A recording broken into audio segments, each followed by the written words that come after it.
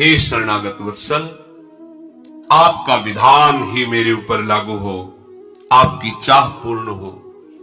चाह का तात्पर्य प्रभु अचाह है। तुम शरणागत हुए हो कि तुम्हारा कल्याण हो, तुम्हारा मंगल हो, तो अचाह के हृदय में तुम्हारे मंगल चाह के कारण अब विधान शुरू होगा ऊपर, आपके ऊपर प्रभु का। अब क्या है, उसमें हमें कोई भी किसी भी तरह का क्यों म्यों नहीं करना। जैसी परिस्थिति, जैसा संयोग, जैसी हमारे सामने स्थिति आ रही, हमारे प्रभु से पास होके आ रही, वो हमारे लिए परम मंगल विधान है। मेरे मन में इनके विपरीत कोई बात नहीं आनी चाहिए। ऐसा क्यों हुआ, ऐसा क्यों होगा, ऐसा नहीं होना चाहिए। प्रभु सर्वज्ञ है, आप सच्ची मानो, उसमें परम मंगल छिपा हुआ है। हमारा कल्याण कैसे होगा ये प्रभु जानते हैं, हमारा कल्याण कैसे होगा ये हम नहीं जानते हैं। इसलिए हम अनजान बन करके, है अनजान बन करके पूरा भार प्रभु के चरणों में दे देते हैं। प्रभु को छूट दे दो, अपने मन की प्रभु को करने दो। तुम अपने मन की प्रभु से करवाना मत चाहो। हम लोग ऐसे ही हैं कि हमारे मन की करो तो गुरुदेव, हमारे मन की करो तो प्रभु, नहीं तो नहीं। क्या हाथ लगा, हाथ क्या लगेगा। मनमानी आचरण करने वाले के हाथ में अपराध और पाप के सिवा कुछ नहीं लगता। मान लो ये माया की मलिन वृत्ति है जो आपको आगे नहीं बढ़ने दे रही। आप ऐसी विशाल नौका पर बैठे हैं, आपका अमंगल नहीं हो सकता। अब आप कभी किसी भंवर में नहीं फंस सकते। आप भव नदी से निश्चित अभी पार हैं, बस केवल विश्वास कर लीजिए। हम चाहें भी तो हमारी चाह को पूरा मत करो हे प्रभु, बस जो आपको अच्छा लगे वही करो। प्रभु आपका सारा भार ले लेंगे।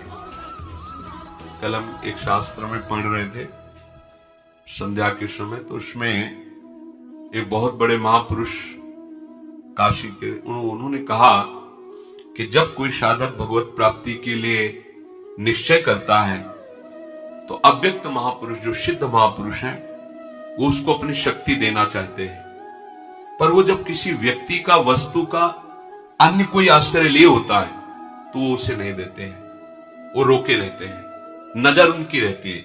और जिस दिन वो सबका आश्रय छोड़कर केवल भगवान का आश्रय लेता है तो भगवान के ही वो स्वरूप हो चुके हैं, वो तत्काल उसको संभाल लेते हैं, तत्काल अपनी शक्तियां उसमें स्थापित कर देते हैं।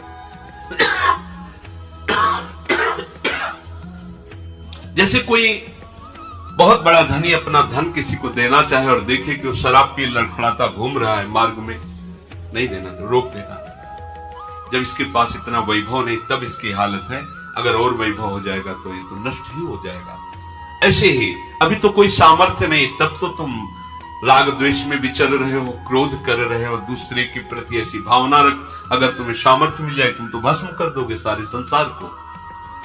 तो जब तक कोई भी अन्य आश्रय है, राग द्वेष है, तब तक ये महापुरुष कृपा नहीं। जा पर नाथ करो तुम दाया, ताई सदा शुभ कुशल निरंतर सूर्य नर मुनि प्रसन्न। इसका रहस्य यही है। बड़े बड़े महापुरुष उसको सपोर्ट दे देते। कृपा ऐसे थोड़ी काम विजयी क्रोध विजयी होता, अपने बल से नहीं हुआ ये, कृपा उनकी, पर स्वीकृति आपकी। आपने अन्य आश्रय छोड़कर जो ही प्रभु का आश्रय लिया तो ये प्रभु के पार्षद अपनी कृपा से आपको पुष्ट कर देते। भगवान ने अपने पार्षदों को आदेश नहीं किया था कि जाओ नारायण नाम उच्चारण किया उसकी रक्षा करो, ऐसा कुछ नहीं। भगवान के पार्षद सावधान है, उसने जो ही अपने पुत्र का उच्चारण किया नाम नारायण, भगवान पार्षद प्रकट हो गए, यम पास काट दी और उनको डांटा। परम पदवी में अजामिल जी विराजमान हुए। ये बड़ा आश्चर्य है, हमारे को देने के लिए तैयार है बड़े बड़े महापुरुष। लोग कृपा मांगते घूमते हैं, हमारे ऊपर हाथ रख दो, पैर रख दो, ये सब बाहरी बातें, कुछ नहीं इसमें। वो देना चाहते कृपा, जिनको आप जानते भी नहीं, आपसे कोई मतलब नहीं उनको, वो आपको भागवतिक शक्ति देना चाहते हैं। पर आप अन्य आश्रय लिए, किसी व्यक्ति का, किसी वस्तु का, परिस्थिति, घटना आदि का नहीं मिल पाएगा। केवल भगवद आश्रय हो जाओ, आप देख लो आप कैसे बढ़ते हो।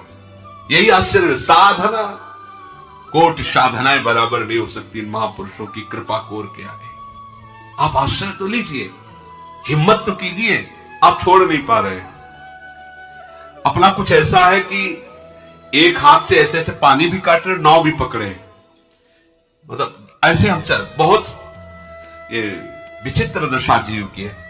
अरे या तो फिर तू ही तैर के देख ले, जब हार जाए तब नाव पे बैठ जाना। एक हाथ ऐसे रखे, एक हाथ बड़ा अपने को बुद्धिमान समझता है कि अगर इधर थके तो इधर ही लग जाएंगे, और इधर छूटा तो तैर तो रहेंगे, डूबेंगे तो है ही नहीं। होश में हो जाओ। या जो एक मन बहुत ठोर करी, कहीं कोने सच पायो भगवद आश्रित। भगवान का एक शब्द याद रख लो, वो कह रहे योगक्षेमम वहाम्यहम, अहम वहामी, वहाम्यहम, मैं तुम्हारा वाहन करूंगा। अब भगवान की बात पर विश्वास नहीं होगा तो कहां विश्वास होगा? फिर तो समझो माथे ही फोड़ना है संसार में। अगर भगवान के वचन पर विश्वास नहीं हो तो किस पर विश्वास कर सकते हैं? ये लिखा पढ़ी की बातें नहीं है, जीवन की बातें हैं। आपको प्रभु के इस शब्द का परिचय तभी मिलेगा जब किसी का आश्रय नहीं होगा। ध्यान रखना, योगक्षेमम वहाम्यहम, वो आपके योगक्षेम का वाहन कर रहे हैं, तभी आपको पता चलेगा जब आप किसी का आश्रय नहीं लेंगे। भगवान कहे मैं तुम्हारा भार ढोऊंगा, तू काहे को चिंता कर रहा है? ये ऐसा कोई कहने वाला मिल जाए तो अभी देखो जगत में नाच पड़े। अगर प्रभु तो कह रहे हैं लेकिन कोई सुन ही नहीं रहा। देखो माया की बात देखो, प्रभु चिल्ला के कह रहे, कोई सुन नहीं रहा। वो कह रहे कि तुम्हें कुछ नहीं करना, बैठे बैठे माला माल हो जाओगे, बस चिंतन करो हमारा, बस। तो हम सुख के लिए, संपत्ति के लिए, नाम के लिए, जो भी सारा प्रयास, चिंतन, क्रियाएं इसीलिए तो कर रहे हैं। प्रभु कह रहे तुम शांत हो जाओ, मैं हूं। और ये बोल कौन रहे? अनंत ब्रह्मांडों के मालिक, अनंत शक्तियों के स्वामी, मैं योगक्षेम, तुम्हारा सारी जिम्मेवारी हमारी, बस तो आराम से बैठ के राधा राधा कहो बस। विश्व का सबसे बड़ा काम है भजन करना, सबसे बड़ा काम। एक बार आद्य गुरु भगवान शंकराचार्य जी अपने परिकर के साथ गंगा किनारे विचरण कर रहे थे, तो देखा दो आदमी मछली पकड़ने के लिए बंसी लगाए से एक टक बैठे ऐसे, जरा सा हिलती तो एकदम सावधान होकर से नजदीक गए, करुणा आई, कहा कितने रुपए कमा लेते हो पूरे दिन में? तो उनका स्वामी जी रुपए क्या कमा लेते हैं, कुछ खाने पीने की व्यवस्था हो जाती है, कपड़े की व्यवस्था हो जाती है, परिवार चल रहा है। कितनी देर ऐसा करते हो तुम? सुबह से आ जाते हैं, शाम तक करते हैं। तो 4 मठों की स्थापना आदि गुरु भगवान शंकराचार्य जी ने की, चारों कोनों पे, और उनमें अपने शिष्यों को शंकर पद पर, गुरु पद पर विराजमान किया है। उनको भी आज शंकराचार्य ही कहा जाता है। वो सब भगवत ईश्वर से संपन्न, धर्म का रक्षण करने के लिए पूर्ण, जैसे चक्रवर्ती सम्राट ऐसे 4 कोनों पर आद्य गुरु भगवान शंकराचार्य जी के शिष्य के वैदिक सिद्धांतों को माना जाए उस व्यवस्था। तो आप किसी भी मठ में चलो, आओ हमारे साथ, जल्दी साथ यहां बैठो।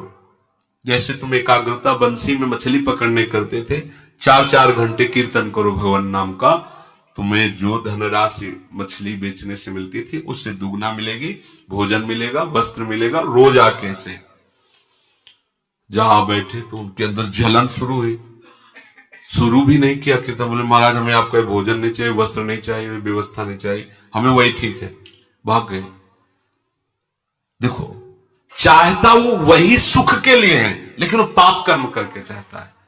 अखिल लोकों के स्वामी भगवान कह रहे हैं मैं तुम्हें जो चाहिए वो दूंगा। अच्छा, यश आज तक जो भगवत प्रेमी महात्माओं का यश हुआ, ऐसा किसी का यश नहीं हुआ। बड़े बड़े महात्माओं का यश हुआ है। कैसा भी भगवान का भक्त हो, कभी दुर्गति को प्राप्त नहीं होता। कैसा, इसलिए शब्द क्यों माना जीवन में नहीं समझ पाया, तो भगवान कहते हैं कि ना में भक्ता प्रणस्थिति, मेरे भक्त का नाश नहीं होगा। और कोई ऐसा ऐश्वर्य नहीं जो भक्त के चरणों में समर्पित ना हो जाए। समस्त सिद्धियां रिद्धियां सब, पर वो भगवत प्रेमी होता है, इसलिए इन सब बाह्य वस्तुओं को स्वीकार नहीं करता। आपको लगता है कुछ चंद रुपए मिल जाना, कुछ भोग सामग्री मिल जाना, ये भजन का फल है? भजन आप समझो, भजन चिदानंदमय है, उसका फल ये प्राकृतिक वस्तुएं नहीं हो सकती है। तो ये क्या है? ये भगवान की लीला है। साधक के, उपासक के, महात्माओं के जीवन में दोनों पक्ष रखकर दिखाते हैं। एक पक्ष दिखाते हैं घोर अकिंचन वैराग्य का, और एक पक्ष रख के दिखाते हैं कि जो जल में कमल का फूल रहे। हमारे को प्राप्त हुए महापुरुष देखो कैसे रहते इस संसार में। तो तुम्हारा भार मैं ढोऊंगा, इस बात पर तुम्हें विश्वास क्यों नहीं होता? क्या तुम भगवान पर विश्वास नहीं करते हो? भगवान कहे केवल मेरा नाम जप करो, मेरा चिंतन करो, बस सारी जिम्मेवारी मेरी। एक बार होके देख लो। दो बार तो होना ही नहीं पड़ता, एक ही बार में काम हो जाता है। अंदर से होके, जबान से तो कहते हैं, देखो जबान से तो बहुत लोग कहते हैं कि मैं भगवान का हूं, वैसे सब कोई भगवान का अस्तित्व तो रख रहे हैं पर जान नहीं रहे। जैसे देखो पत्नी से बहुत प्यार है, भाई से बहुत प्यार है, पुत्र से बहुत प्यार है,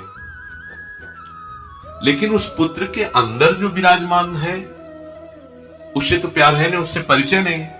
पर जब वो मर जाता है, अर्थात वो चला जा, अंतर ध्यान हो जाता है, तो उसी पति के पास बैठने में डर लगता है। दो लोग अगर रात्रि भर वो कमरे में वहां रुकना है, सुबह फूकना है, तो लगेगा अकेले नहीं रुकूंगी, दो लोग साथ रखो। क्योंकि बोले क्यों? वो है नहीं ना। कौन? उसका उत्तर उसके पास नहीं है। जिस शरीर को प्यार किया, जिस शरीर को पति माना, जिस शरीर का परिचय, वो तो तुम्हारे पास है, डर लग रहा है मुझसे, क्योंकि वो नहीं है। कौन? उसको जानती नहीं है, पर कहीं ना कहीं आदर उसका ही था। कितना बड़ा उस शरीर का अनादर किया जाता है, लकड़ियों में रख के ऐसे फूंक दिया जाता है। तो जान करके अनजान करके हम आदर उन्हीं का कर रहे हैं। पर अगर हम जान करके स्वीकृति ले ले कि हमारा संबंध केवल भगवान से है, भगवान के सिवा नहीं, तो देखो अभी देखो भगवान के सिवा कौन संबंध किससे रखता है? कोई कितना लाडला हो, वो वही कहेगा ले जाओ इसको, फेंक दो जाके। क्यों? वो नहीं है। कौन? जानते नहीं है। तो तुम प्यार किससे कर रहे थे? शरीर से। सही तुम्हारे आगे रखा है। बोले नहीं, जानते नहीं, पर कहीं ना कहीं प्यार उसी से था, इसको तो ले जाओ। ये हम स्नेह उसी से रखते हैं। अगर जानकर उससे स्नेह कर ले तो जीवन मुक्त हो जाए।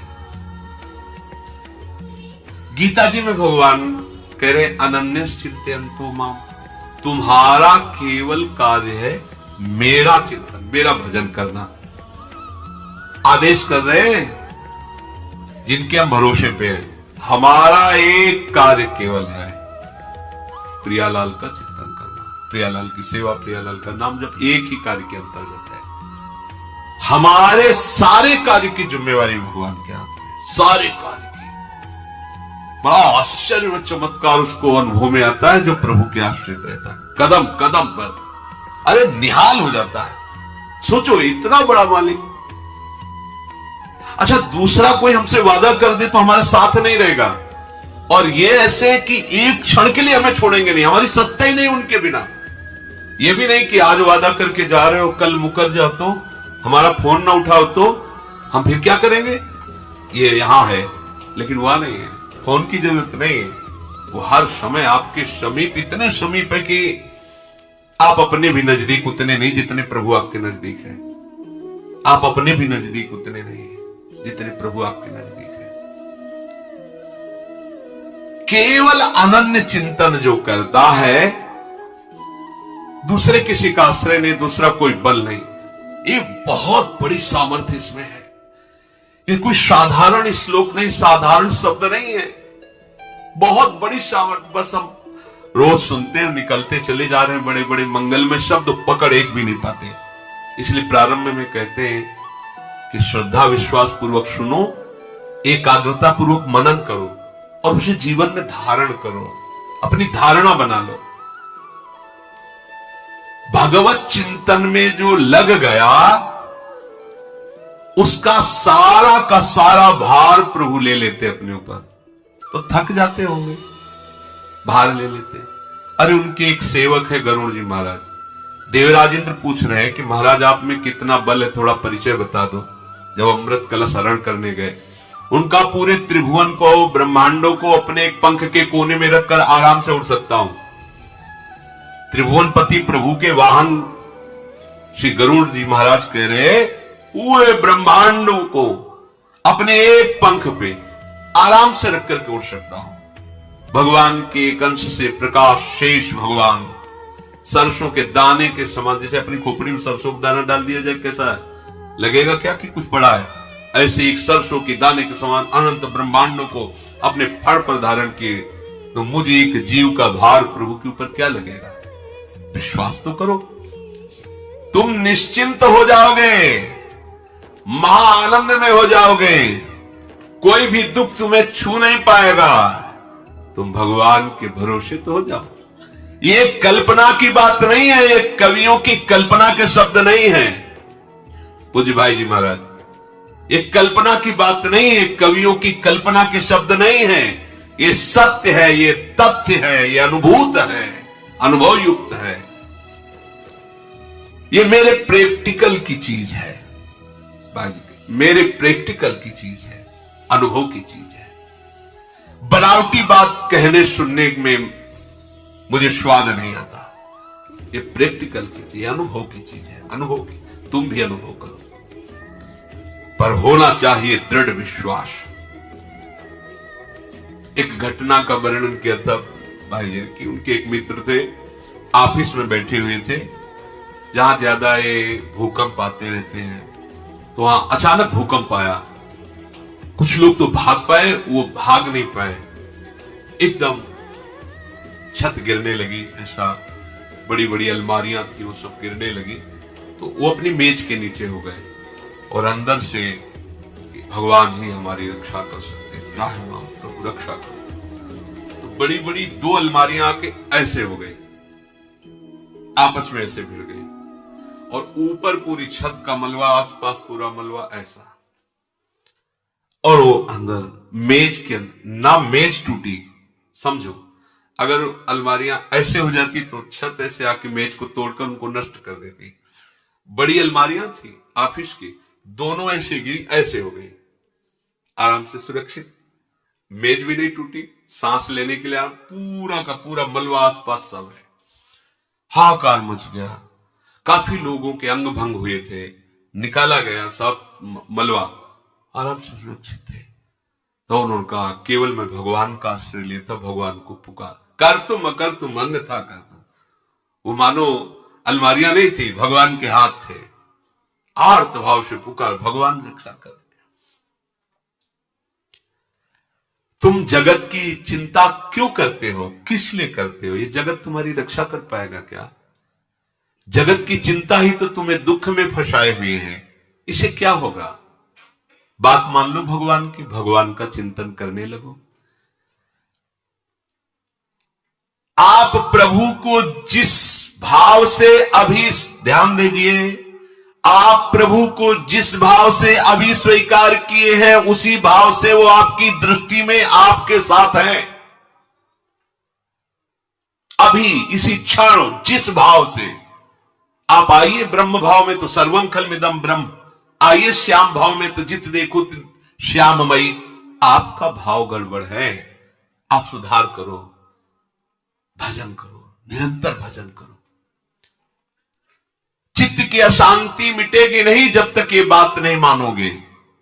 सर्व तो भाव, एक बार पूरा भार प्रभु के ऊपर डाल दो। व्यास दास प्रगट बखानत डार भार पे भार, परम धन राधा नाम आधार।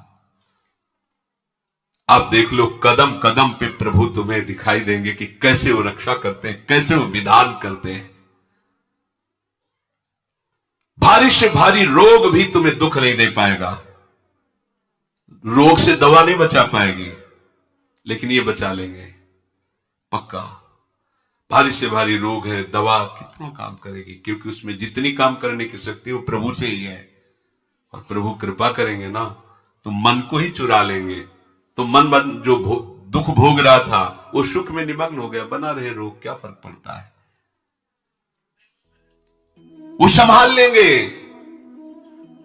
सत्य मानना, वो स्वयं तुम्हारी सेवा करेंगे, संशय मत करना इस बात पर। किसी को जैसे होता है कि प्रभु क्या सेवा करेंगे, वो किसी से करा देंगे, ऐसे हमारे प्रभु का स्वभाव नहीं। आप ऐसी आशा रखोगे तो ऐसा ही दिखाई देगा, नहीं तो वो स्वयं आते हैं किसी न किसी रूप में और आपकी सेवा करते हैं स्वयं, पर ऐसा आप देख नहीं पाते क्योंकि आपका भाव ऐसा नहीं। हाँ, वो हमारे मित्र है ना, वो हमारे शिष्य है ना, वो हमारे अमुक रिश्ते नातेदार है ना, वो तो फिर प्रभु छुपे छुपे तुम्हारी सहायता करते रहते हैं। आप छोड़िए ये और वो, तो वो भी छुपना बंद कर देंगे, वो सीधे आकर के आपको संभाल लेंगे, वही संभाल रहे हैं। विश्वासी भक्त बीच में किसी माध्यम को नहीं रखता, ध्यान दीजिए, विश्वासी भक्त बीच में किसी माध्यम को नहीं रखता, तो भगवान को भी किसी माध्यम की आवश्यकता नहीं रहती। माधवदास बाबा की सीधे लंगोटी वही धो रहे, क्योंकि सीधे प्रभु से, अन्य किसी का नहीं। प्रभु में न कोई शक्ति का अभाव है और न उनके पास सेवकों की कमी है, पर वो सर्वशक्तिमान अपने भक्त को, शरणागत को स्वयं दुलार करने में सुख का अनुभव करते, इसलिए किसी सेवक को नहीं भेजते, स्वयं अपने भक्त की सेवा करते हैं। देखो, कोई भी धनी मानी बड़ा आदमी हो, अपने नौकर की सेवा करने में उसको शर्म और लाज आएगी कि अगर किसी ने देख लिया तो क्या कहेगा। किसी भी नौकर को कह देते, हमारे स्वामी ऐसे, जैसे माँ को अपने बच्चे की सौंच फेंकने में कहीं कोई ऐसा भाव ही नहीं आता कि मैं सौंच फेंक रही हूं, ऐसे प्रभु अपने भक्त को दुलार करते हैं। छोटा सा छोटा काम अपने भक्त का करके प्रभु को सुख मिलता है। देखो, सुख सिंधु प्रभु का स्वभाव, छोटे से छोटा काम अपने भक्त का करके प्रभु को सुख मिलता है। ये बात हमारे समझ में नहीं आती। क्यों? क्योंकि जगत की आशा है, जगत का भरोसा है। जब तक जगत की आशा है, जगत का भरोसा है, तब तक आप भगवान के भरोसे ऐसा बोलते रहो, बात नहीं बनेगी। ध्यान दीजिए, आपका भरोसा तभी माना जाएगा ये जब दो बातें होंगी, जगत की आशा का सर्वथा परित्याग और प्रभु के सिवा किसी का भरोसा नहीं। बात समझ लीजिए, जगत की आशा का सर्वथा त्याग और प्रभु के सिवा किसी का भरोसा नहीं। चमत्कार जीवन में प्रकट हो जाएगा। प्रभु से सब प्रकार से संबंध केवल प्रभु से, संसार से सब प्रकार से संबंध विच्छिन्न। जगत का संबंध अगर हम किसी के साथ मानते हैं तो केवल प्रभु के नाते मानते हैं, सीधे हमारा कोई संबंध नहीं। अगर प्रभु का संबंध हमें भाव में नहीं आ रहा किसी के, तो चाहे वस्तु, व्यक्ति, स्थान हो, हमारे लायक नहीं। महाभागवत श्री हनुमान जी महाराज जी को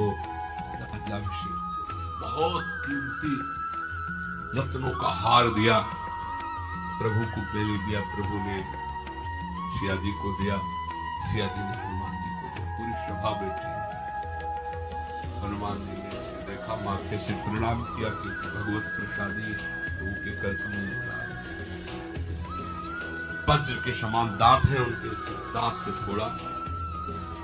फिर दूसरा, तो सब हंसने लगे। क्यों हंस रहे हो?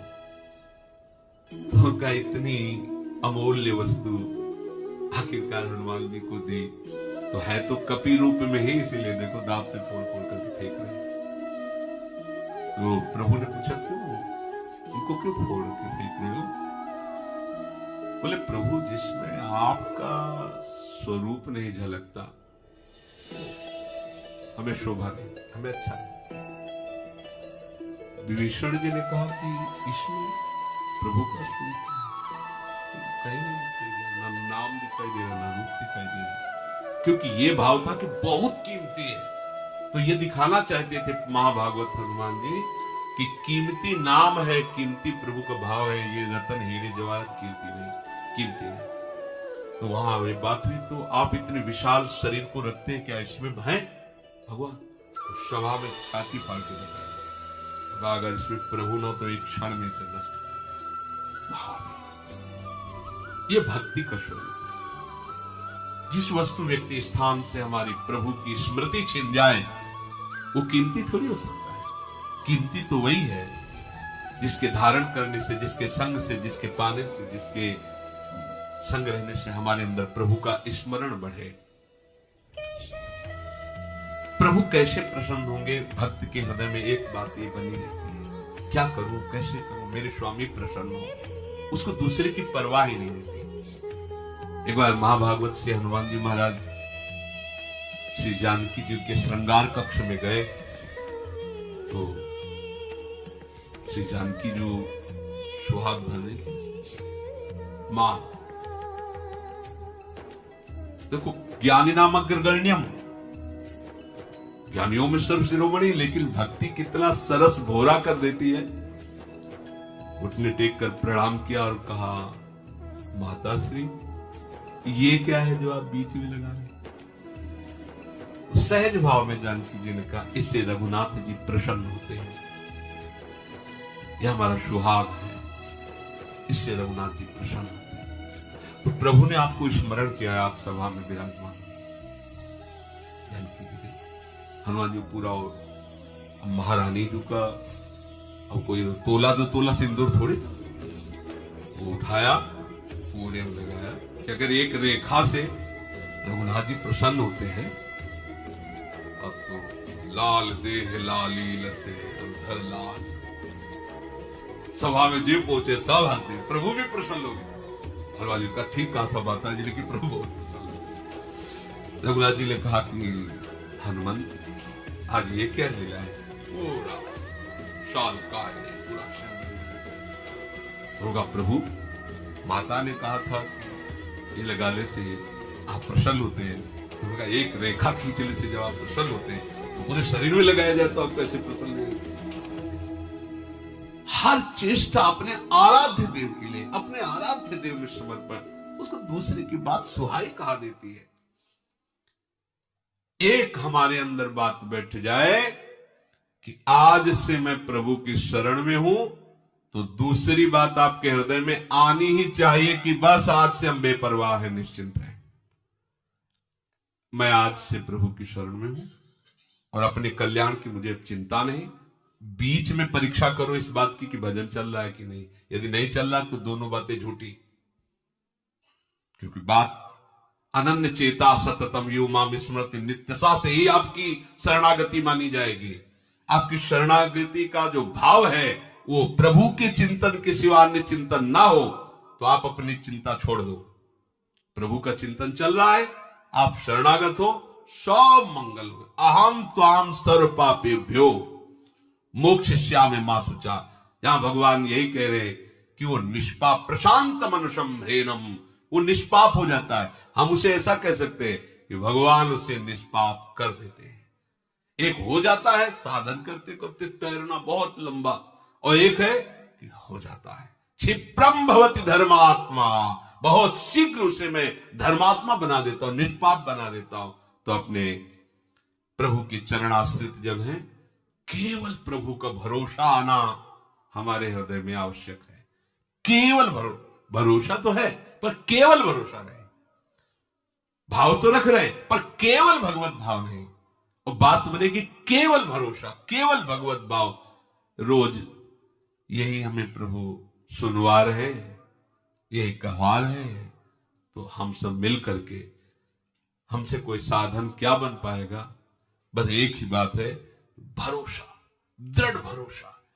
उसकी पहचान कि भरोसे में है, अन्य चिंतन नहीं। जिसका भरोसा उस, देखो, एक भरोसो, एक बल, एक आस विश्वास, पर नीचे की पंक्ति पर ध्यान नहीं दिया जाता। एक राम घन श्याम ही चातक तुलसीदास। जैसे चातक स्वाति के बूंद के सिवा और कुछ नहीं, मेघ से बरसे हुए स्वाति के बूंद को, ऐसे ही भक्त अपने आराध्य देव के सिवा अन्य नहीं, एक राम घनश्याम हित चातक, एकमात्र अपने प्रभु, प्रभु के सिवा नहीं। यही हमारी चरम अवस्था की लाभ वृत्ति है, यही परम लाभ है।